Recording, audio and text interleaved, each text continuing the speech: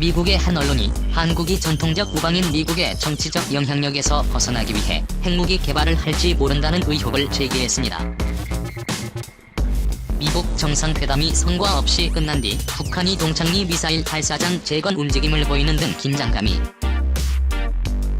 높아졌음에도 문재인 정부가 개성공단 재가동을 언급한 상황과 무관하지 않아 보입니다. 미 외교안보 전문지 내셔널 인터레스트는 지난 9일 한국 잠수함이 핵으로 가려고 하나라는 제목으로 한국의 잠수함 전력과 탄도 순항 미사일 전력을 분석한 기사를 내놨습니다. 이 매체는 한국이 핵 추진 잠수함을 건조 또는 구매할 것으로 전망했을 뿐만 아니라 잠수함 탄도미사일 플랫폼에 활용하기 위해 핵 확산 금지 조약을 어기고 핵탄도 미사일도 개발할지 모른다는 의혹을 제기했습니다. 내셔널 인터레스트는 한국의 차세대 잠수함 건조 계획을 소개하며 이 계획은 한국이 전통적 우방인 미국의 영향권에서 독립할 수 있는 기초 작업을 하는 것이라고 평가했습니다. 이 매체는 지난해 9월 경남 거제 대우조선해양 옥포조선소에서 진수식을 가진 국산 3,000톤급 잠수함인 도산 안창호함에 장착된 수직발사관에 특히 주목했습니다. 지난해 진수한 안창호함에는 1,100파운드 탄두를 탑재한 지대공 순항 미사일을 발사할 수 있는 VRS-6기만 장착됐습니다. 그러나 이 매체는 우리 군 관계자가 2016년 향후 KES에 쓸쓸히 잠수함의 대기권 밖을 통과하는 SLB행을 발사할 수 있을 것이라고 밝혔다는 사실을 보도했습니다. 미국 토마호크 같은 순항 미사일은 보통 탄두가 작은 전술 무기지만 탄도미사일은 탄두 중량이 큰 장거리 전략 무기로 분류됩니다. 이 같은 정황에 대해 한국 정부가 헬스BMS를 목표로 하는 이유는 불분명하다고 내셔널 인터레스트는 평가했습니다. 재래식 탄두만으로는 새 설비팀을 운영할 가치가 없다는 분석입니다. 대기권을 벗어나는 탄도미사일은 요격당할 확률이 낮고 북한의 지하시설을 공격하기 좋다는 장점이 있지만 너무 비싸고 부정확하다고 덧붙였습니다. 이 매체는 결국 핵탄도 미사일로 무장한 잠수함은 핵억제력의 골든 스탠다드라며 한국이 조용히 자신의 수중의 핵무기를 배치할 수 있다고 주장했습니다. 이어 한국이 대규모 민수용 원자력 시설을 운영하고 있어 순식간에 핵무기를 만들 수 있다고 우려했습니다. 한국은 안창참을 포함해 총 9개의 케이스 액세서리급 잠수함을 건조할 예정입니다. 고속하면은 전에서 2,200파운드의 탄두를 운반할 수 있는 현무 -2파생 모델이 장착될 것으로 내다봤습니다. 이 매체는 한국이 러시아에서 300지대공 미사일 시스템 기술을 이용한 냉간 발사 시스템을 이용해 이미 수중 발사 시스템을 성공적으로 시험했다는 미확인 보도를 덧붙였습니다. F-35에 살 돈을 재난지원금에 무기 도입 칼바람. 미 공군 F-35 스텔스 전투기가 훈련을 위해 이륙하고 있다. 미 공군 제공. 올해 방위산업은 망했다. 코로나19의 후폭풍이 하반기까지 미칠 것이다. 한국 내 방산업계 관계자의 한탄은 코로나19가 국방 분야에 얼마나 큰 영향을 미치는지를 잘 드러내고 있다. 정부는 올해 안보를 중시한다며 50조 원에 달하는 국방 예산을 편성했지만 수개월 만에 약 1조 원이 삭감되고 말았다. 코로나19 긴급 재난지원금을 지급하기 위한 4조 6천억 원 규모의 2차 추가 경정 예산안이 16일 국회에 제출됐는데 국채 발행 없이 지출 구조조정과 기금 재원을 통해 추경 예산을 마련했기 때문이다. 2차 추경 발표를 앞두고 군과 방산업계에서는 예산 삭감에 따른 무기 도입 축소 가능성을 우려해왔다. 여기에 총선에서 여권이 180석을 차지하면서 여대야 소국면을 맞이하게 되자 국내외 방산업체들은 코로나19와 정치적 환경 변화가 국방 분야에 미칠 영향에 촉각을 곤두세우는 모양새다. 한국 공군 F-35 전투기가 비행을 마치고 활주로에서 경납고로 이동하고 있다. 세계일보 자료사진. 낯떨고 있니? 방산업계의 비상. 국내외 방산업계는 180석에 달하는 슈퍼여당 탄생과 코로나19 긴급 재난지원 경기 부양 등의 필요성으로 주요 무기 획득 사업이 연기 취소 재검토될 가능성이 높다고 보고 대책 마련에 나서고 있다. 방산업계 관계자는 국내 업체는 물론 미국 유럽 업체들도 총선 직후 내부 회의를 열어 대책 마련에 고심 중이라고 전했다. 국방부는 2차 추경을 위한 예산 조정 과정에서 공군의 F-35 스텔스 전투기 해상작전 헬기 1차 사업, 이지스 전투체계 등의 사업비와 유류비 인하 및 예비군 훈련 연기에 따른 불용액이 9,047억 원을 감액했다. 미국 로키드 마틴 메이지 61과 영국 이탈리아 합작사인 레오나르도 다 159가 격돌한 해상작전 헬기 2차 사업은 가격 및 기술 협상을 거쳐 현재 시험 평가 절차를 진행할 예정이었다. 하지만 코로나19로 세계 각국이 외국인 입국 거부 및 격리에 들어가면서 평가 일정 지연이 불가피해졌다.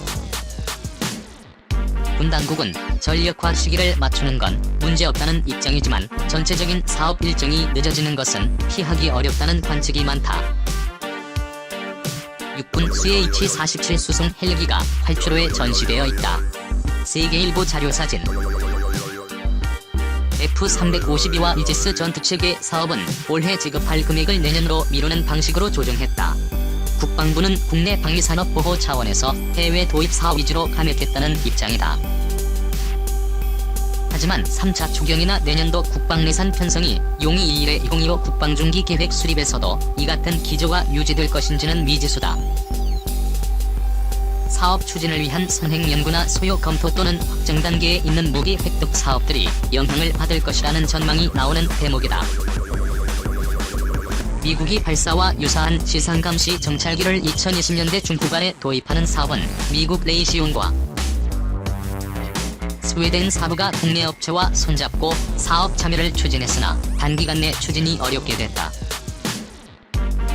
F-35의 20대 추가 구매는 미국 로키드 마틴이 여론 조성 작업을 진행하던 상황에서 정부가 기존 도입분에 대한 예산을 조정하면서 된소리를 맞았다는 평가다.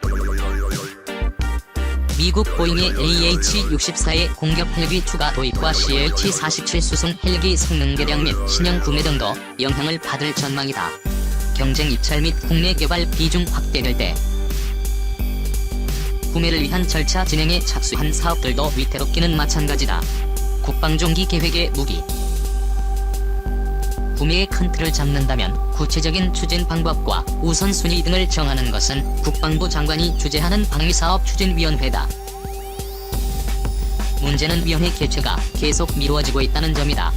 원래는 이달 초 열릴 예정이었으나 코로나19로 이달 말로 잠정 연기됐다. 당초 방위사업청은 코로나19로 인한 회의 개최에 어려움 등을 고려해 정보통신체계와 한국형 구축함 전투체계 등 조속히 착수해야 할 국내 사업 위주로 방위사업 추진위원회 안건 산정을 추진할 방침이었던 것으로 알려졌다. 하지만 방산업계에서는 코로나19 추경과 총선 전국을 반영하기 위해 추가 연기 가능성도 배제하지 않고 있다. 위원회가 제때 열리지 않는다는 것은 무기 도입 방식에 대한 결정이 지연된다는 의미다. 규모가 큰 무기 도입 사업을 중심으로 위원회 상정이 연기되거나 사업 추진 방식 등이 재검토될 것이라는 관측이 많은 이유다. 지난해 10월 15일 오전 경기 성남 서울공항에서 열린 서울국제항공우주 및 방위산업 전시회 개막식에서 소형 무장 헬기가 시범 비행을 펼치고 있다. 세계일보 자료사진. 해외 도입 사업은 미국 정부가 보증하는 수의계약인 해외 군사 판매 비중이 줄어들고 유럽이나 이스라엘 업체도 참여할 수 있는 공개 경쟁 입찰 비중이 확대될 전망이다. 해외 군사 판매는 미국 정부의 보증 덕분에 성능과 군수 지원을 보장받는 장점이 있다. 반면 가격이나 산업 협력 등에서 협상할 여지가 많지 않다. 경쟁 입찰은 수의 계약보다 사업 집행에 더 많은 시간이 걸린다. 예산 지출 시기를 다소 늦추면서 규모도 줄일 수 있다.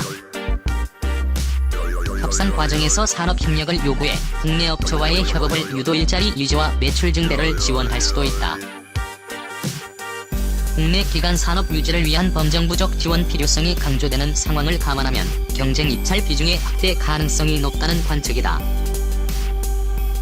1조 원 규모로 추산되는 차기조 경보통 제기 2대 추가 구매 사업이 경쟁 입찰 방식으로 진행될 것이라는 관측이 힘을 얻는 것도 이와 같은 맥락으로 풀이된다.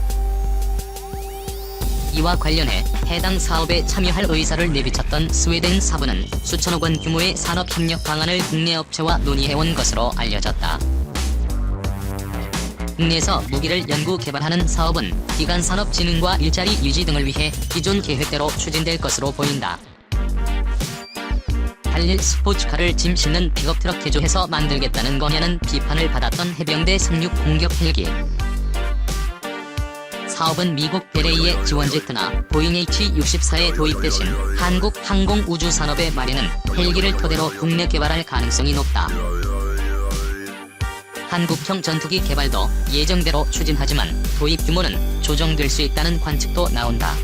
한국형 자기 구축함을 비롯한 함정 건조 사업도 별다른 영향을 받지 않을 것으로 보인다.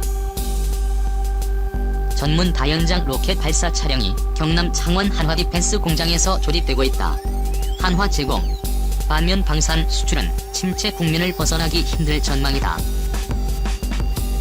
약 1조 원 규모로 평가되는 스페인과의 400연 수송기 티어 50 훈련기 맞교환은 스페인이 코로나19에 휩싸이면서 진척을 보지 못하는 것으로 알려졌다. 태국은 티모 50 훈련기대 추가 도입을 중단했다.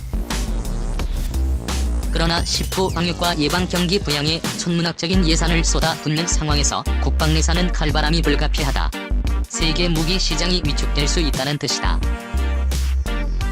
각국 정부가 일자리 유지를 위해 자국 방산업계에 대한 지원을 강화하면 수출도 어려워진다.